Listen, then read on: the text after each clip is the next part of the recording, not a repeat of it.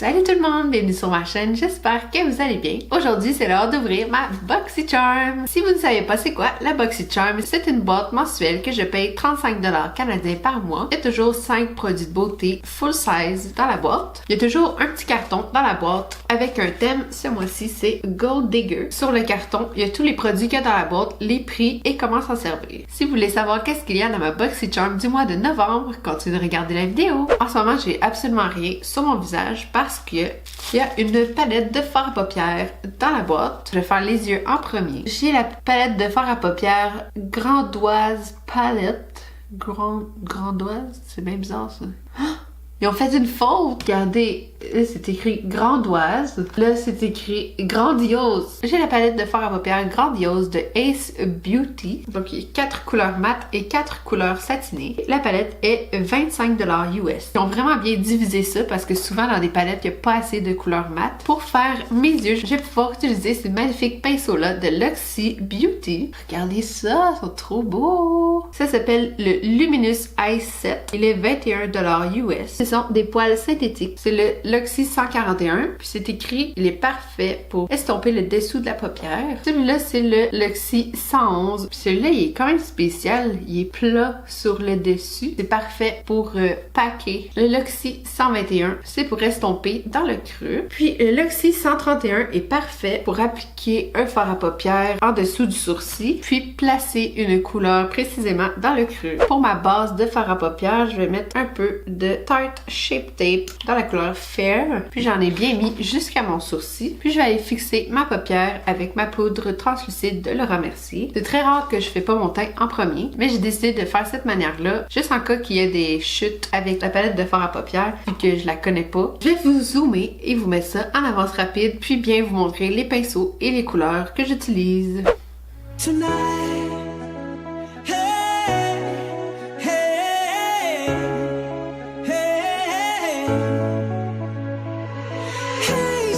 Sister, ain't that Mr.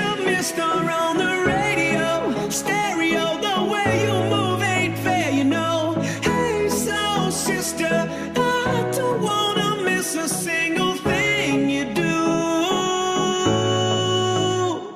tonight.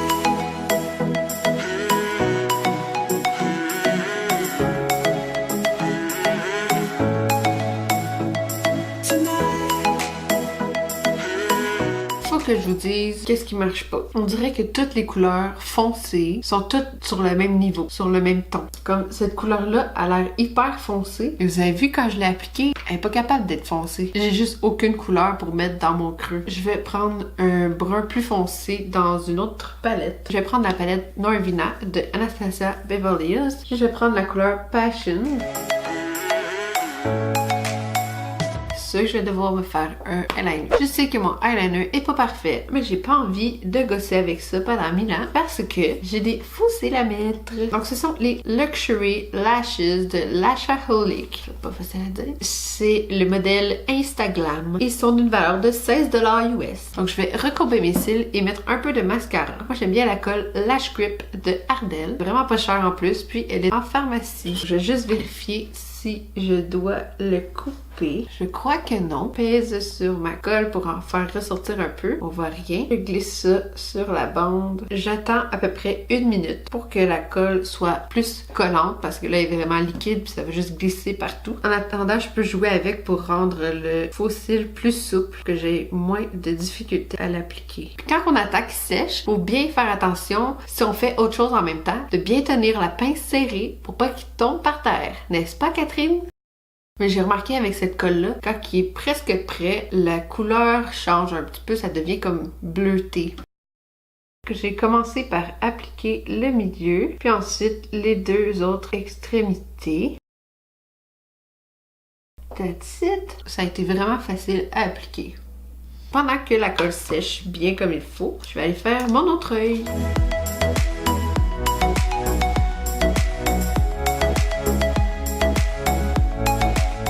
Je suis bien poche. J'ai complètement oublié qu'il fallait que je fasse mon teint avant de faire mon maquillage du bas. Je vais aller faire ça tout de suite. Bon, je viens juste de mettre mon fond de teint. Puis juste avant de mettre mes poudres dans mon visage, je vais essayer un autre produit qui est dans la boîte. À la fois, j'ai pas le choix de le mettre avant de poudrer parce que c'est un liquide. Donc, c'est de CoverFX. C'est le Glitter Drops. C'est la couleur Nova. Ouh, trop beau. Ce produit-là est 44$ US. C'est extrêmement cher. Ça peut être utilisé seul en dessous ou au-dessus du maquillage. Je peux mixer ça dans mon fond de teint et dans ma crème hydratante. Quand je l'estompe, regardez ça, c'est trop beau. Je peux clairement pas porter ça comme highlight. C'est trop foncé pour moi, mais c'est trop beau. Je vais essayer d'en mettre vraiment pas beaucoup comme highlight parce que je veux pas que ça fasse trop foncé. J'ai peur. J'ai l'impression que ça enlève mon fond de teint. Je sais pas si on le voit. J'ai carrément des brillants en face. C'est vraiment beau pour être porté sur le corps, mais pas comme highlight. Ouh, ça c'est vraiment beau. Je vais continuer mon teint et puis je vous reviens pour vous parler du dernier produit. J'ai mis un des rouges à lèvres que j'ai acheté récemment, que je vous ai montré dans un haul qui n'est pas publié encore, mais ça s'en vient. C'est un Ultra Matte Lip de Colourpop. C'est la couleur Season 10.